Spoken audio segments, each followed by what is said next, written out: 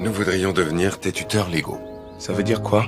Eh bien, ça veut dire que nous voudrions savoir si tu aimerais faire partie de notre famille. Face à cette chaleur inattendue, Michael, habituellement silencieux, semblait perdu. Il regarda les regards pleins d'attente de la famille devant lui. Je croyais que j'en faisais déjà partie. Toute la famille sourit avec complicie. Ce sentiment d'appartenance tant attendu était enfin elle. Pour célébrer officiellement l'arrivée de Michael, la famille lui prépara une surprise. Annie lui banda les yeux et le guida prudemment vers le jardin. Lorsque Michael enleva le bandeau, il découvrit une toute nouvelle camionnette noire devant lui. Tiens, vas-y, monte dedans, on va faire un tour. Vas-y. Je peux aller avec lui. Oui, mais Michael, sois prudent. Je monte devant. Et il voulait un pick-up? Bah, Michael se prend pour un pecno. Michael monta dans sa nouvelle camionnette et emmena son petit frère SJ avec lui. Tout excité, musique, sans porter attention au changement soudain de la route.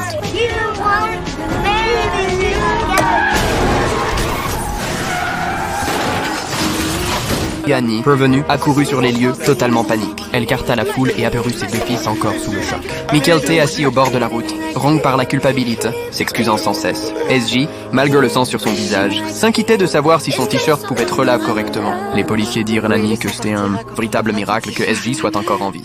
Madame, un airbag se déploie à 320 km/h. Votre fils est trop petit pour être assis à l'avant. Mais il n'a rien de grave. La lèvre fendue, quelques hématomes. D'habitude, quand un enfant de cette taille est atteint par un airbag, il y a des fractures du visage, des fractures cervicales. Parfois pire. On dirait que l'airbag s'est déployé vers lui, mais a été détourné. Il était sûrement défectueux, c'est la seule explication. Annie poussa un profond soupir de soulagement. Elle courut vers Michael, le voyant se torturer, frappant sans cesse de sol. Elle le consola tendrement, lui disant que ce n'était pas de sa faute. Mais ce moment, elle aperçut involontairement son bras. Michael, qu'est-ce que tu t'es fait au bras? C'est parce que je l'ai bloqué.